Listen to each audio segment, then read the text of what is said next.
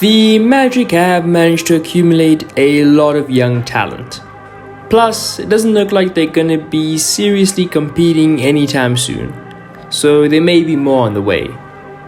The young player that has made the strongest case to be a part of the next great Magic team, however, has been Cole Anthony.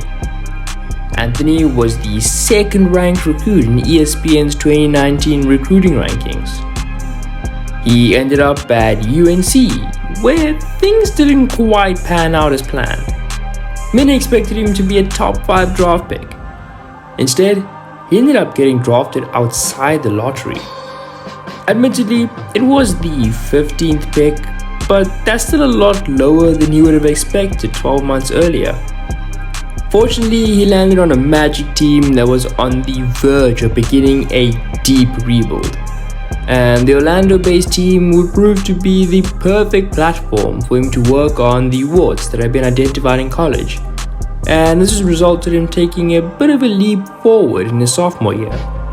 So let's take a look at his game and examine why he is the Orlando Magic's most important player.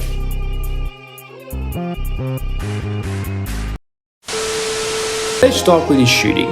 His three-point attempts per game have more than doubled, from 3.7 to 7.6 per game. They've even gone up on a per 100 basis, from 6.5 to 10.8 attempts per 100. He takes 4 catch and shoot threes per game and shoots 36.3% on them.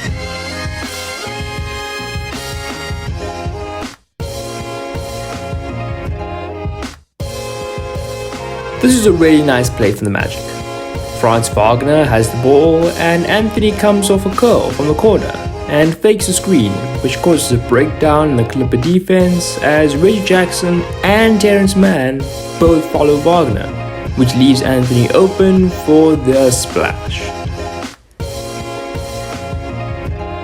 He shoots 3.4 pull-up threes per game and shoots 36% on them. This is where I think he could be very effective for the Magic.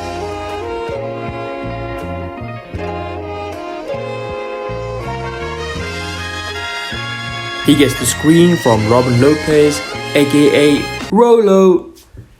Dwight immediately drops and Horton Tucker gets stuck in Lopez's spider web of a screen, and Anthony has a wide open three, which he nails. Here's another pick and roll situation. He gets a screen from Carter Jr. and Zubats drops. Mann is late to the contest, I think because he initially wanted to go under and then decided to try and climb over Carter Jr.'s screen. But by then, Anthony's catapult is locked and loaded.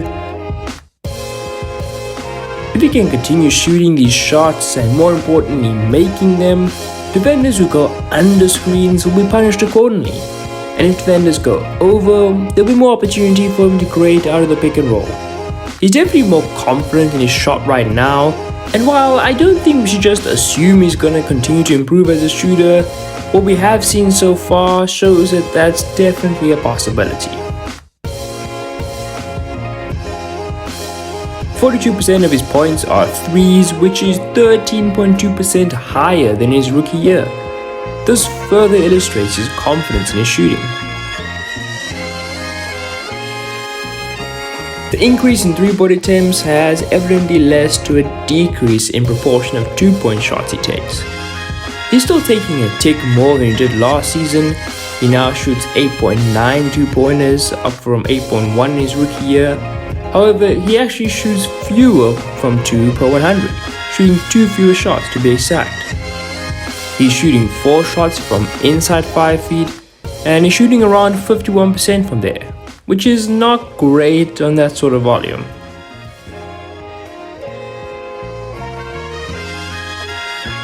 For reference, Tyrese Maxey shoots 60% from 5 attempts, and Desmond Bane shoots 62% from around 3 attempts. He's a bit of a sniper in the mid-range. He shoots 2.8 shots from 10 to 19 feet, and he shoots around 46.5% from there, which is one of the best numbers among sophomores. That number also includes 60% on shots from 10 to 15 feet.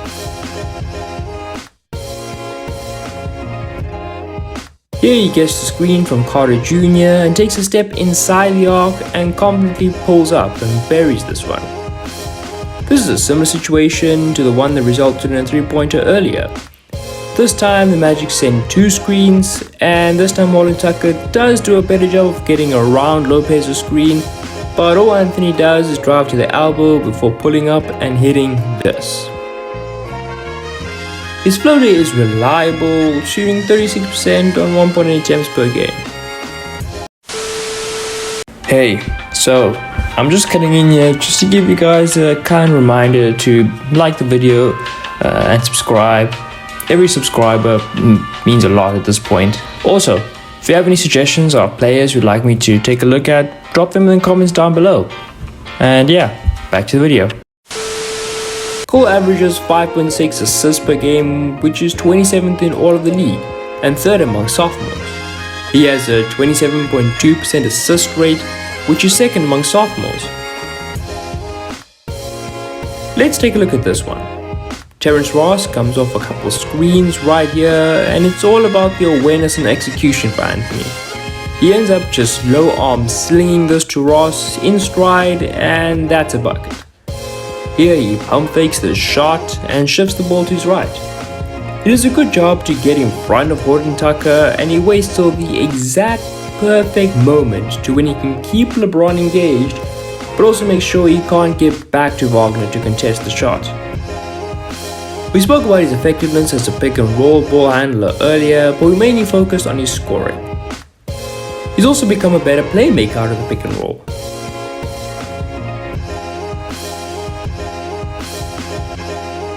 The Magic have some young bigs who could end up being reliable outside shooters, and if that is the case, their pick and pop potential could be tasty.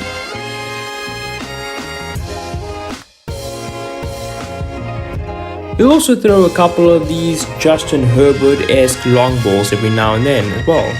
His turnovers are a bit of a concern.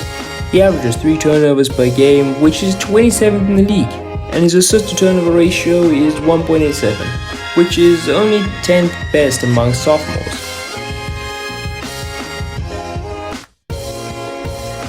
Overall, he has an offensive rating of 107.4, which isn't great, but is 3.9 points better than last season.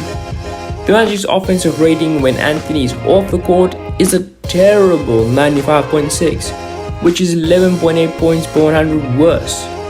This clearly illustrates the importance of him to this Magic offense.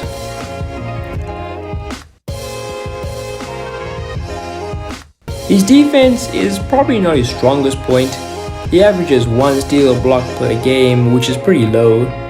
The Magic's defense is better with him on the court, but the difference isn't big enough to where you can really call him a positive in that end, like you can with the offensive end. Either way, the reason he's been so good for the Magic is not because he's a defensive stopper.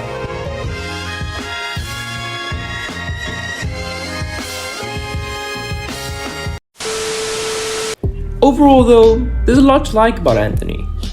Am I saying he's going to be a superstar? No. Am I saying he's probably just another role player? No.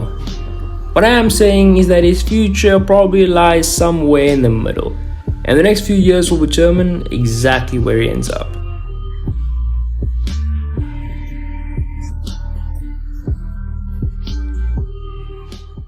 Well, that was all for this video. If you did enjoy, please put like and tap that like button, and until next time, it has been your boy, Zachary McAllister. Have a good day.